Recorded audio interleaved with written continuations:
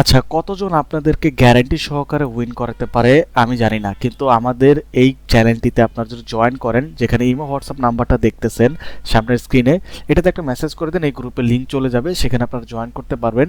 দেখুন এখানে আমরা কি বলেছিলাম, এখানে কিন্তু দেখতেই পারতেছেন যে আমরা 100% গ্যারান্টি থাকার কারণে আমরা কিন্তু আনলিমিটেড গেম এখানে আজকে দিয়েছিলাম। এটা দেখুন কয়টা বাজে দিছি, আমরা এখানে 1:40-এ দিছি। আর দেখেন আমাদের রিপোর্ট দেখেন, যেখানে থান্ডারকে আজকে আমরা জ্যাকপট উইন করেছি। সবাইকে দেখুন এখানে আমরা একটা 40-50-এর ভিতরে রিপোর্ট পাঠিয়ে দিছি এবং তারা ব্যাক টু ব্যাক এখানে উইন করছে। শুধু এইটা না, যদি আমরা 2 নাম্বার ম্যাচ দেখাই, সেখানেও সেম জিনিস দেখবেন যে আমরা উইন করাচ্ছি একদম বাই ডিফল্ট বলে। এবং আরও যদি এখানে দেখেন ফার্স্ট ম্যাচের রেজাল্ট দেখেন, যেখানে 5 স্কচারকে আমরা উইন করেছিলাম, এটাও আপনারা দেখতে পাচ্ছেন। সো এইভাবেই উইন করতে থাকবেন যদি আমাদের সাথে জয়েন করেন। তো চলুন কথা না বাড়ায় আমরা সোজা প্রেডিকশনে চলে যাই। সো আজকের প্রেডিকশনে কি থাকবে আগেই বলে রাখতেছে, আজকের প্রেডিকশনে সম্পূর্ণ অ্যানালাইসিং থাকবে আগের ভিডিওগুলোর মতোই। তো চলুন শুরু করি। সেখানে আমরা প্রথমে দেখতে পারবো যে তাদের লাস্ট 5 রেজাল্টের খেলা, যেখানে মেলবোর্ন স্টার কিন্তু অলরেডি বলতে পারেন 4টি হেরে এসেছে এবং রিসেন্ট গেমটাও তারা হেরেই এসেছে। সো ওইটাও বলার বাহুল্য রাখে। এবং ব্রিসবেন হেড মোটামুটি ডিসেন্ট ফর্মে ছিল লাস্ট ম্যাচে, সরি লাস্ট হচ্ছে কি সিজনে, যেখানে যদি হেড টু হেড দেখেন 10টা খেলার ভিতরে কিন্তু 6টা এখানে ব্রিসবেন হেড জিতেছে, 4টা এখানে মেলবোর্ন জিতেছে। বাট ফ্যাক্ট এটা হচ্ছে যে ব্যাক টু ব্যাক 3টা কিন্তু মেলবোর্ন হচ্ছে গিয়ে ব্রিসবেন হেড জিতে এসেছে মেলবোর্নের বিপক্ষে। এখানে যদি দেখেন ওভারঅল কিন্তু মেলবোর্ন 10টা ম্যাচের ভিতরে মাত্র 20% ম্যাচ জিততে, এবং ব্রিসবেন কিন্তু এখানে 10টা ম্যাচের ভিতরে 80টা ম্যাচ জিতে, তার মানে অলমোস্ট 8টা ম্যাচ জিতে। সো 80% ম্যাচ জিতে আর কি, 8টা ম্যাচ জিতে। এটা হচ্ছে গিয়ে খুবই ফ্যাক্টুয়াল একটা জিনিস, এটা মাথায় রাখবেন। আর এখানে যদি আরেকটা জিনিস দেখেন, এই গ্রাউন্ডে এখন পর্যন্ত 10টা ম্যাচ খেলেছে, হচ্ছে গিয়ে লাস্ট 10টা ম্যাচের কথা বলতেছি, এখানে কিন্তু 30% ম্যাচ তারা জিতেছে, মানে মাত্র 3টা ম্যাচ জিতেছে মেলবোর্ন। আর ব্রিসবেন হেড কিন্তু এখানে হচ্ছে গিয়ে 7টা ম্যাচ খেলেছে এবং তারা এখানে 3টা জিতেছে, তার মানে তাদের কিন্তু এখানে পার্সেন্টেজ অফ উইনিং অনেক বেশি এই অন গ্রাউন্ডে। এখানে আজকের গেমটাতে 40% হচ্ছে গিয়ে বৃষ্টি থাকতে পারে।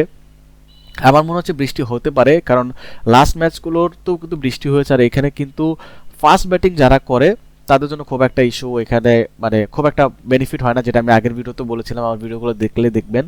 এখানে সেকেন্ড বল যারা করবে, মানে সরি ফার্স্ট বল যারা করবে এবং সেকেন্ড ব্যাটিং যারা করবে, তাদের জন্য এটা খুব সুইটেবল, কারণ এখানে দেখতেই পারতেছেন 60% ম্যাচ এখানে হচ্ছে গিয়ে যারা সেকেন্ড ব্যাটিং করে বা ফার্স্ট বোলিং করে তারা জিতে। এখানে পেসার চেয়ে বেশি ভালো হচ্ছে উইকেটলেস স্পিনাররা, তাই যে দলে ভালো স্পিনার খেলবে সে দলে এইখানে হচ্ছে গিয়ে উইকেট নেবে, এটা একদম সোজা কথা। বাকি এখানে কিছু গুরুত্বপূর্ণ পয়েন্ট বলি, তার আগে এখানে দেখেন যেটা আমি বলেছিলাম যে এই গ্রাউন্ডে যারা সেকেন্ড ব্যাটিং করে তারা কিন্তু বেশি উইন করে। দেখেন ডিএলএস মেথডে কিন্তু ম্যাক্সিমাম এখানে উইন করেছে এবং হচ্ছে কি চেস করেই কিন্তু এখানে উইন করেছে।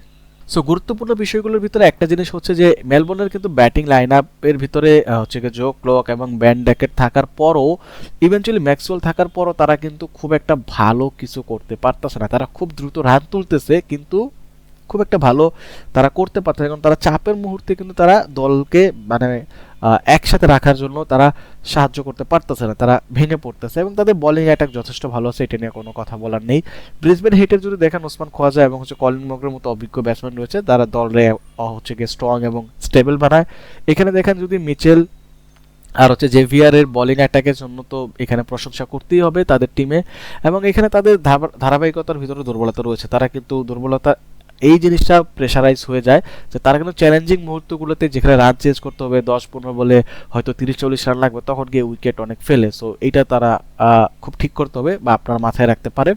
আর এখানে আমার মনে হয় যারাই এখানে টস জিতুক তারা আগে হচ্ছে গিয়ে এখানে সেকেন্ড ব্যাটিং করার চেষ্টা করবে, কারণ প্রথমে খুব একটা ভালো হয় না। বাট এখানে আরেকটা জিনিস হচ্ছে পিচ কিন্তু অনেক স্লো হয়ে যায় সেকেন্ড ব্যাটিংয়ে, তাই সেকেন্ড ব্যাটিংয়ে যারা এখানে করবে তাদের ব্যাটিং লাইন আপ অনেক স্ট্রং থাকতে হবে।